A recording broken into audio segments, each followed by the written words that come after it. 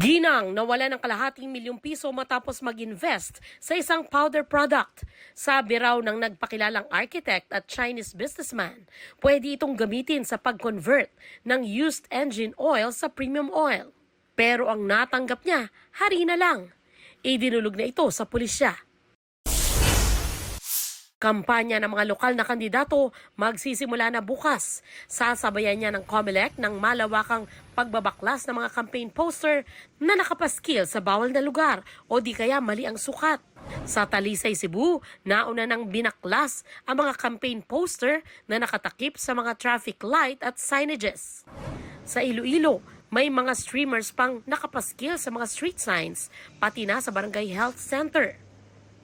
Sa Pangasinan naman, nagdagdag ng pulis na magbabantay ng seguridad sa mga lugar na nasa areas of concern. Sandra Aguinaldo nagbabalita para sa GMA Integrated News. Huwag magpahuli sa mga balitang dapat niyong malaman. Mag-subscribe na sa GMA Integrated News sa YouTube.